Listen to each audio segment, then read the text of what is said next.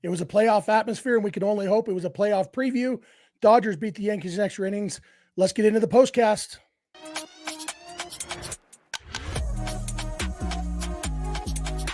You are Locked On Dodgers Postcast, part of Locked On Sports Los Angeles on the Locked On Podcast Network. Your team every day. Hello, friends. This is the Locked On Dodgers postcast. I am Jeff Snyder, filling in for your regular host, Pete Fox. You probably know me. I'm one of the hosts of Locked On Dodgers. You hear my voice on the same feed that you get this Locked On Dodgers postcast with Pete. Pete is on vacation. I will be filling in for the Yankee series and the Rangers series. So thank you for being with us live. Dodger game just finished a few minutes ago. Dodgers beat the Yankees 2-1 in 11 innings. It was a crazy game. It was an awesome game if you're a fan of great pitching. It was an awesome game if you're a Dodger fan because it ended the right way. It had all the drama and the feel of a postseason game until we got to extra innings and we had the made-up stupid base runner rules that don't exist in the postseason. That was really the only clue about this, that it wasn't a postseason game. We had a great game here, plenty to talk about here. And so, yes, BC, it is me. It is Jeff. I told you several times on Locked On Dodgers that I would be subbing for Pete. So I'm happy to be here with you guys. Love to hear your thoughts. I'm going to try to keep my eye on the comments a little bit more than we do when we're live on Locked On Dodgers. I know the comments are a big part of this show in the chat. So if you are here with us, hop in. Love to know where you're watching from. I see Ryan Shanahan. Glad you're still watching, even though the Dodgers left Pittsburgh, Ryan. Glad you can still watch games in New York, even though you can't be there. I guess you could have been there. Dodgers went from New York or from Pittsburgh to New York. Don't know why Ryan Shanahan didn't, but the Dodgers, let's start with Yoshinobu Yamamoto. Pitching was the story of this game. The Yoshinobu Yamamoto was outstanding. 7 scoreless innings, 106 pitches, I believe. Longest start of his career, best start of his career. When you factor in opponent, atmosphere, everything about it, Yoshinobu Yamamoto was as good as he's ever been. Threw harder than I think, at least in his second or during his last inning, they said on the Apple TV broadcast that he had thrown the 18 hardest pitches of the season for him in this game. I think that was the number. I don't know if he threw any more harder than that after that, but if you look at a list of his hardest pitches this year, you have to go pretty far down the list to find one that wasn't in this game. He was throwing 98 at times, and he still had his command. That was the remarkable part, because a lot of times you see guys come out amped up, throwing harder. I mean, we saw it with Aroldis Chapman the other night for the Pirates when he was throwing 104 for the first time in 6 years, but he was wild. He was effectively wild, unfortunately, but he didn't know where the ball was going. Yamamoto, the control was awesome. He walked 2 guys, give up 2 hits, but even the walks, it's not like he was all over the place. He looked really, really good. And the stuff was awesome. And maybe the most important part, I don't know if it's the most important part, but a notable part is when you come over from Japan, obviously he's pitched in huge games in Japan. And that was kind of our thought all along, was he's pitched in big games. And so he's not going to be overwhelmed by the big league atmosphere. But until you've actually seen it, there's always that nagging question in your mind. Is he going to be overwhelmed? And the fact is, this was a playoff atmosphere. This was Yankees, Dodgers, obviously the history. I watched it on Apple TV because I don't live in Southern California. And so I didn't have the option of watching on Sportsnet LA. MLB TV didn't give me the option, even though it was broadcast on Sportsnet LA. And that was only for people watching on TV, apparently. Those of us watching on the internet had to go to Apple TV. It was fine. Dontrell Willis was on. I like Dontrell. But they harped a lot, and not in a bad way. Harp is usually used in a bad way. But they talked a lot about the Dodgers and Yankees postseason history. And they did mention a couple times, oh, yeah, and also it's been 43 years since the Dodgers and Yankees have played in a World Series. I was 4 years old. Look at all this gray hair. I was 4 years old the last time the Dodgers and Yankees played in the World Series. And so, but it's still a historic matchup. 2 great teams, the best team in the American League against one of the top probably 2 teams in the National League this year. And so it very well could be a World Series preview. Obviously, one thing we've learned the last couple of years, when the Dodgers played the Mets in the NLCS preview in 2022 and the Dodgers played the Braves in the NLCS preview in 2023, these postseason previews rarely turn out to be actual previews. Hopefully, at least the Dodgers half of the World Series preview will turn out to be true. It was just for Yamamoto to come in that atmosphere and dominate, pitch his best game. It's not just that he survived, not just that we would have been thrilled with 6 innings, 2 runs. We've been like, yeah, Yoshi's for real. 7 innings, no runs, 2 hits. Dominant. Pitched around an error by Kike Hernandez. I'm going to talk more about that in the next segment, specifically in the context of why the heck are we miking up infielders in the middle of a game. But Yamamoto pitched around all of this. It was just awesome. And then the bullpen, very limited bullpen available. So they needed those 7 innings. I suspect if the Dodgers bullpen hadn't been worked so hard the last 2 days, because James Paxton went 1 1/3 and then Walker Buehler went 3 innings. So the Dodgers have gotten a lot of work out of their bullpen the last 2 days. I suspect if it wasn't so overworked, Yamamoto probably would have been done after 6. He was already pushing 100 pitches, but they needed that 7th inning from him, and he gave it to him, and he was awesome. And then the bullpen came in with what they had, and Anthony Banda was really good. He didn't get through a full inning, but he did his job, and he made good pitches. It's not like he was just ineffective. Left with 2 guys on base. Blake Treinen walks Aaron Judge. I'm going to talk more about that at bat in the next segment too. And then after Treinen, we had Daniel Hudson, who pitched the 9th inning. Michael Grove, a day after pitching 2 innings, came in and pitched the 10th inning, scoreless 10th inning in a tie game. That was huge. And then Yohan Ramirez becomes the 8th Dodger pitcher this year to get a save, which means we are 80% of the way to my preseason prediction of 10 Dodgers getting saves this year. Yohan Ramirez, of all people. You remember Yohan Ramirez. Yohan Ramirez was the guy who melted down, not just couldn't throw strikes, couldn't keep from hitting batters 2 games in a row, to the point where Dave Roberts had to come out and give him a hug on the mound. And I don't mean that insultingly to Roberts or Yohan Ramirez. We talked about it then. Dave Roberts did such a cool move, such a great manager move, going out there and letting Yohan Ramirez know he believed in him that game. And since then, Ramirez has been awesome. Yes, he gave up an RBI single to Aaron Judge in this inning. You know what? With 2 outs, and Aaron Judge, was there 2 outs? No, 1 out. Yeah, it's hard to get that part of the lineup out with the runner scoring position. Aaron Judge is one of the best hitters on the planet. Yeah, he gave him an RBI hit. Guess what? Kept him to 1 base. Didn't give up a home run. That's all you're really asking for against Judge in that situation. And then he gets the last 2 outs to end the game. 3-week pop-ups, right? And so great job by him. Craig is asking where Evan Phillips was. Phillips, you know what? I'm going to take an ad break, and then I'm going to talk about Evan Phillips, where he was, because, it was a little bit frustrating that he wasn't available. So I'm going to come back in just a minute. I am going to talk about Phillips and Kike Hernandez being mic'd up and the Treinen Judge at bat, all that stuff. So I will be right back. So thanks for joining us on the Locked On Dodgers postcast.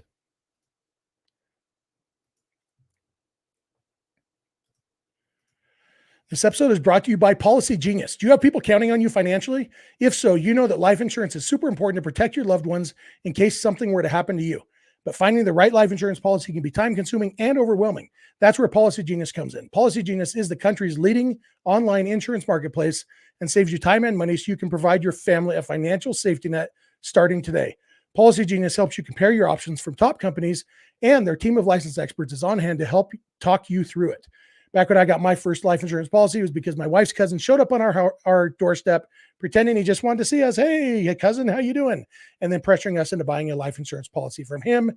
Years later, we wised up when we got help from an actual expert and got a much better policy that actually met our needs. If Policy Genius had been around back then, it would have saved me a lot of time and money in that process. So if you don't have life insurance, it's time to get some. And if you do, it's still worth checking to make sure that you have the right coverage. So check life insurance off your to-do list in no time with Policy Genius.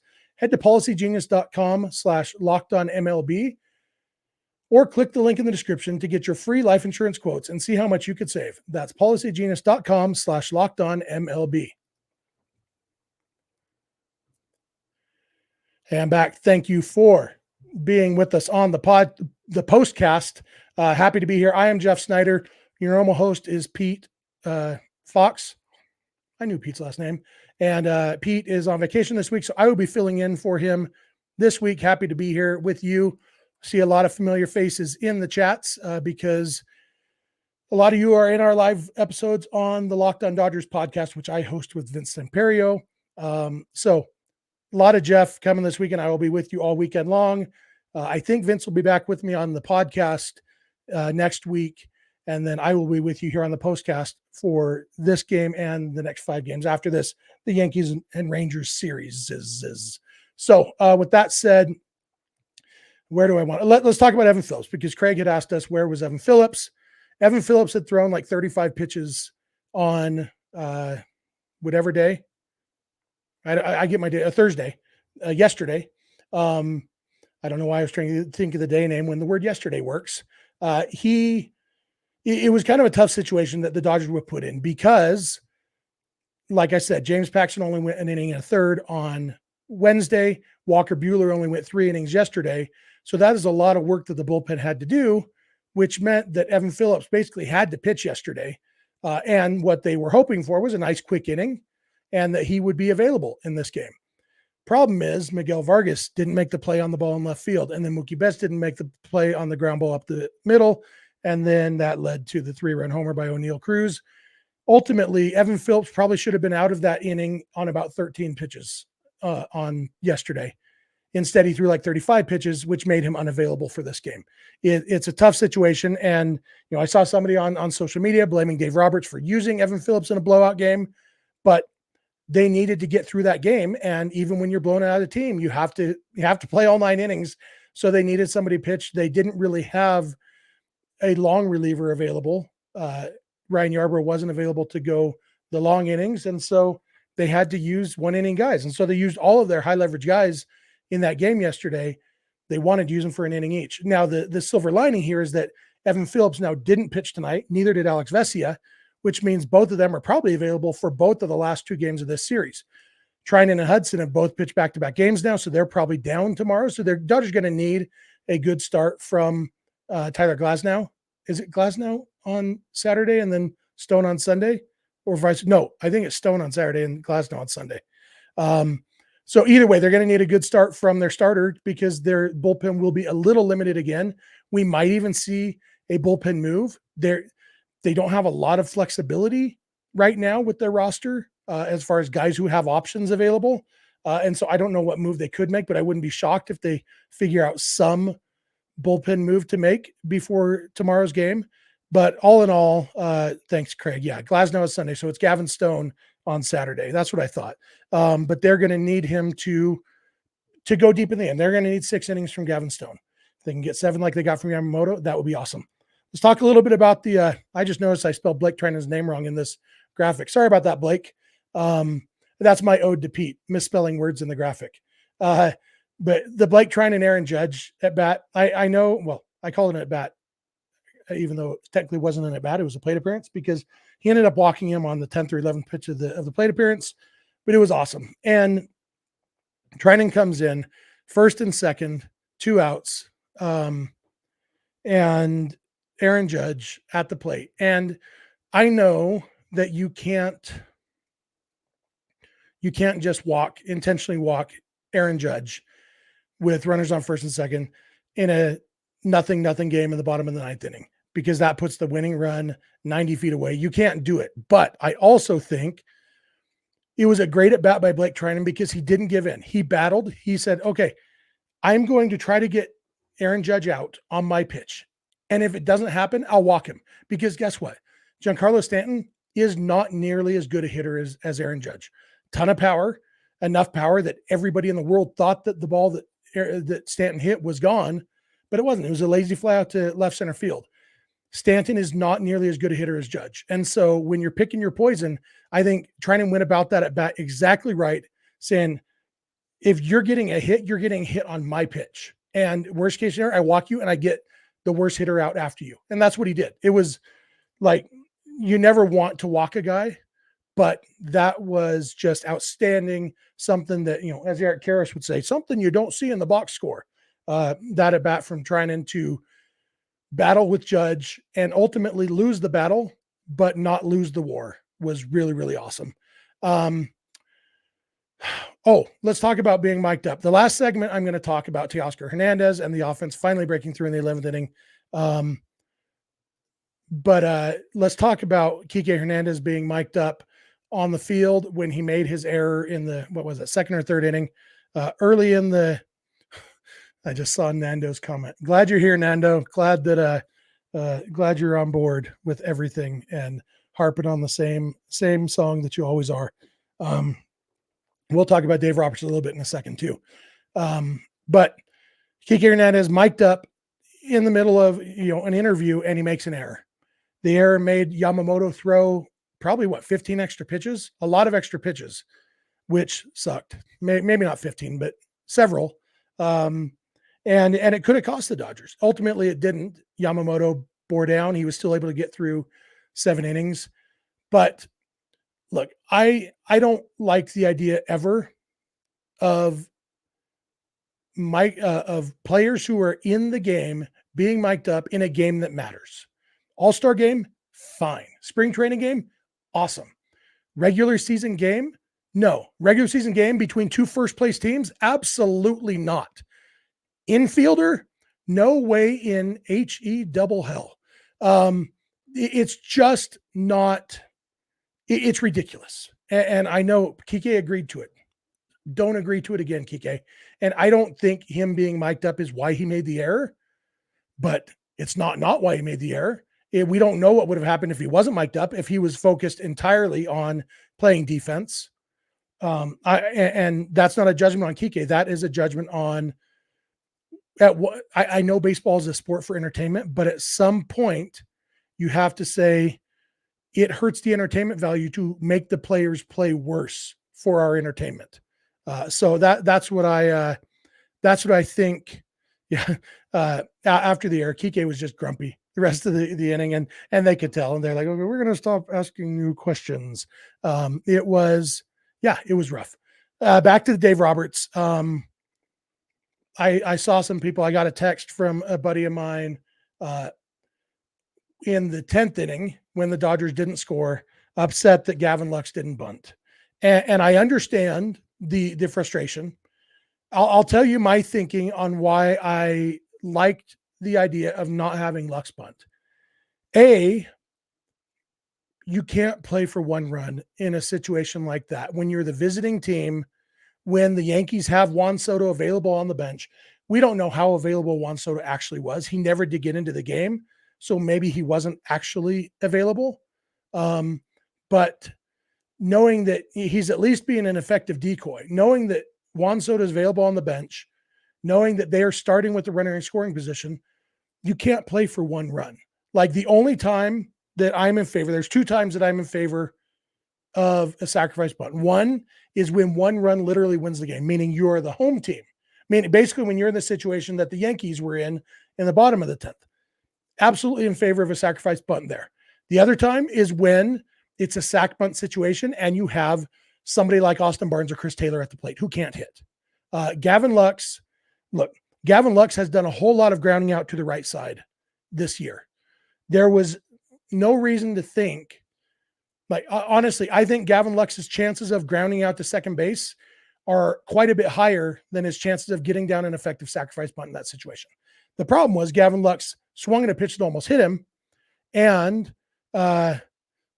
sorry, somebody was glad that I actually just said a minor swear word on this show because I'm always family friendly. HE double hell is one of my favorite phrases. Anyway, Gavin Lux's chances of grounding out to second were better than the chances of getting a bunt down. Problem was he swung at a pitch that almost hit him, and then he didn't swing at a pitch in the strike zone with 2 strikes. Like, it's not a coaching or a team approach problem. It's a Gavin Lux approach problem in that at bat. He didn't get the job done. Whereas, because if you try to rip a line drive, pull a line drive, you have a chance of getting an RBI hit, which is your ideal there. Productive hits are always better than productive outs. And your worst case there is you ground out to first or second base and you move the run over just like it was a sack bunt. But you have to swing the bat to do that. So this wasn't an issue of Dave Roberts not calling for a sac bunt when he should, because like we saw in the bottom of the 10th, Trent Grisham is an excellent bunter. Trent Grisham is so good at bunting that the Yankees didn't have Juan Soto hit for him because they knew he would get the sacrifice bunt down and get the winning run to third base with one out. And he couldn't get the bunt down. It is really hard to bunt off major league pitchers, even for good bunters. For Gavin Lux, who is not a good bunter as far as we know, it just wouldn't have made sense. So, and you can argue, well, he should be a good bunter. That's a different topic. And I've had that argument with Pete before because it's hard to practice bunting, because when you're taking batting practice and you're scoring around and putting down bunts, the batting practice pitcher is throwing 70 miles an hour, not 98 with movement. So it's really hard. And so ultimately the Dodgers needed to get hits, which is what they did in the 11th. They got the big hit. I'm going to come back in a minute. I'm going to talk about that big hit that Teoscar Hernandez got. So thanks again for being with us on the postcast, and I will be right back. This episode is brought to you by PrizePicks. PrizePicks is America's #1 fantasy sports app with more than 3 million members. It's the easiest and most exciting way to get in on the action while you watch your favorite sports and players. You just pick more or less on 2 or more player stats and watch the winnings roll in. With PrizePicks, you could turn $10 into $1,000 in a single game watching your favorite sports this summer. You can make a PrizePicks lineup in as little as 60 seconds. You just need to pick more or less on 2 to 6 players' stat projections, and you're locked in. PrizePicks is the best way to get action on sports in more than 30 states across the country, including California, Texas, and Georgia. Quick withdrawals, easy gameplay, and an enormous selection of players and stat types are what make PrizePicks the #1 fantasy sports app. Download the PrizePicks app today and use code LOCKEDONMLB for a first deposit match up to $100. That's promo code LOCKEDONMLB in the PrizePicks app for a first deposit match up to $100. PrizePicks. Pick more, pick less. It's that easy. And I'm back. Thanks again for being with me here on the Locked On Dodgers postcast. Remember, I am Jeff Snyder. I am filling in for Pete Fox for the next several days, having a lot of fun with you guys, talking about this Dodgers extra inning win. Just looking at some of the comments, see if I'm missing anything important in there. Top of the 11th inning, Teoscar Hernandez comes up with runners on first and second after Freddie Freeman worked a walk that he got helped by the umpire a little bit. He probably looked at strike 3. The umpire missed it. We'll have to see. The TV K zone isn't always totally accurate, so I don't know for sure that it was strike 3 that he looked at, but he might have looked at strike 3. Eventually he works a walk, and then Teoscar Hernandez, it was crazy because Teoscar Hernandez has a weak spot. That is sliders off the plate from right-handed pitchers.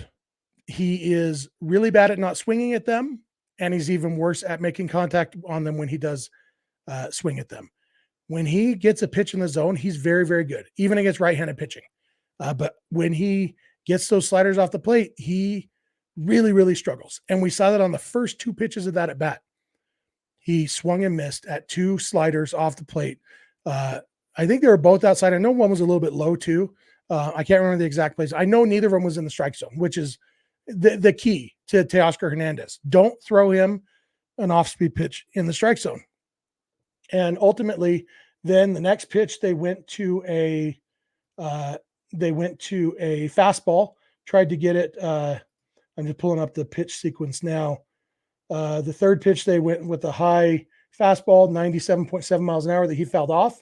And then they tried to go back to that slider, and he put it basically right in the middle of the plate. And Teoscar doesn't really miss that pitch. When you make that pitch against Teoscar Hernandez and you drop it in the strike zone like that, he's going to bang it. And that's what he did. He ripped a 2-run double, which ended up being all the Dodgers needed, exactly what they needed. And like I said, productive hits are better than productive outs. I'll take a 2-run double over a sac bunt every day of the week. And it was pretty remarkable what he did. I don't know. I tried to click on a different comment. There it is. That's the one I tried to click on. Blown away that they didn't stay low and outside against Teo. That's what Dan Daughtry said. I totally agree, Dan. It was, and I think they meant to. And that's part of the problem with trying to get major league hitters out, because pitching is hard, just like hitting is hard. And hitting your spots, you look at the first 2 pitches to Teo, they were perfect pitches. It's hard to make. And even the fastball that he fouled off was a perfect pitch. Like Don Trell said on the broadcast, changing his eye level, all that stuff. He put it right where he wanted. It's hard to make 4 straight perfect pitches. And credit to Teoscar Hernandez. He made them pay when they didn't get the perfect pitch the 4th time. So yeah, Frank, we did already talk about why Phillips wasn't in the game. It was just, he threw too many pitches the day before.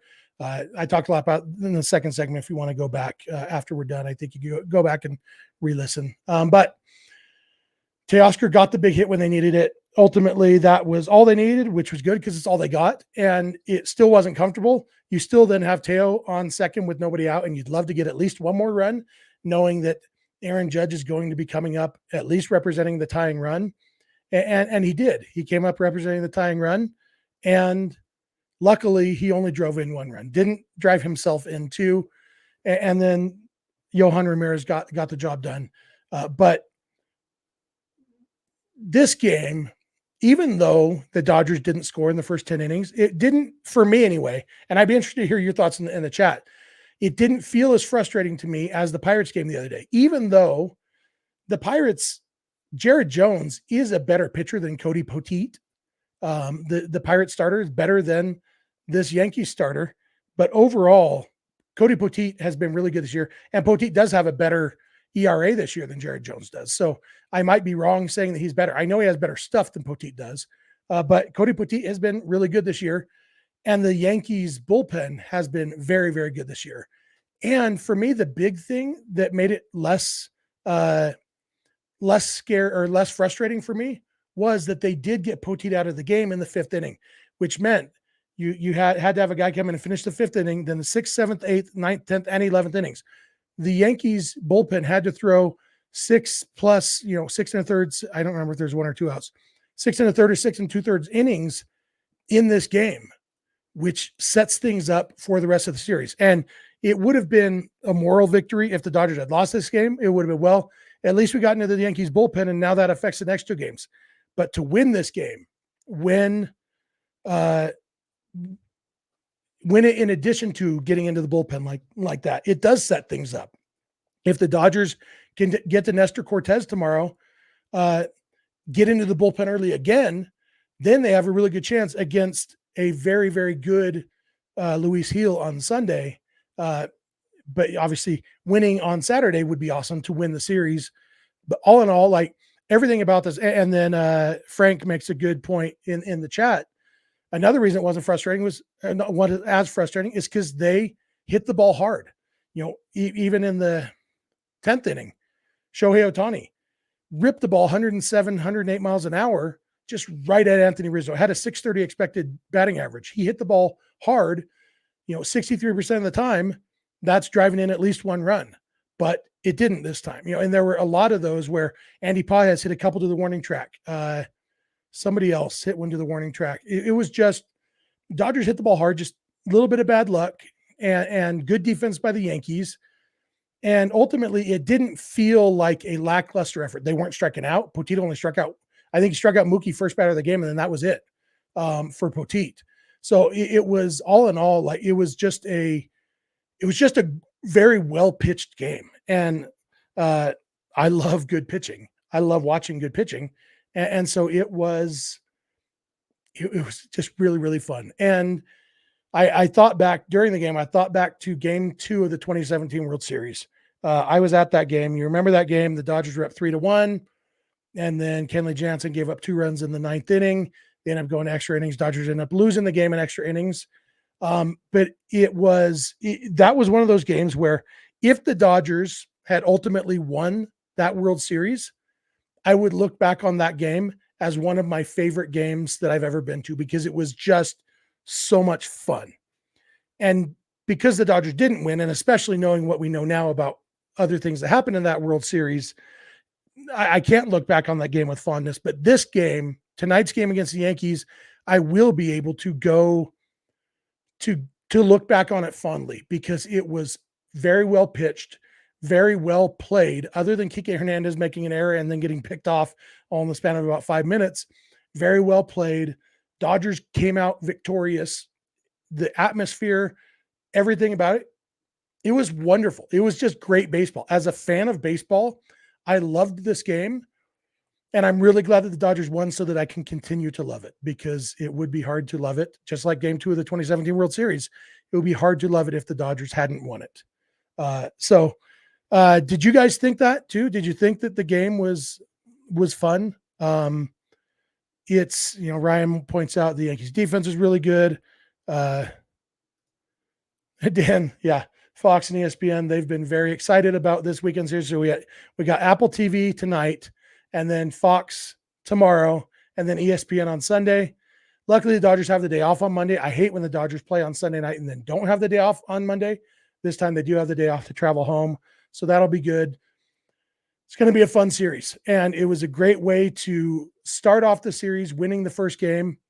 That's about all I have today. So, guys, this was very, very fun. I'm excited to be with you. Dan says game was fun, but October level tense. Try to enjoy this, because it's not October. The Dodgers will be playing next week no matter what happens in this series. Makes it a little bit easier to enjoy. It's still fun and nerve-wracking, like Frank says. But enjoy the fact that no matter what, the Dodgers get to keep playing, unlike October. And so we can just, as baseball fans, sit and watch and enjoy it, and hope for another win or two from the Dodgers this weekend to get them back on track. Hopefully, Dodgers have played well against lefties this year. Nestor Cortez has not been as good as he has in the past this year. Hopefully the Dodgers can have a big game against Nestor Cortez and wake the offense back up. I don't want, as much as I love this pitcher duel, don't want another one. So let's score some runs, Dodgers. That's going to do it for me. Thank you guys for being here with me. Again, I will be here tomorrow and Sunday after the games. Obviously not on Monday because there's no game. And then Tuesday, Wednesday, Thursday after the Rangers games, I will be with you filling in for Pete. So I am going to wrap it up. Thanks. See you guys later.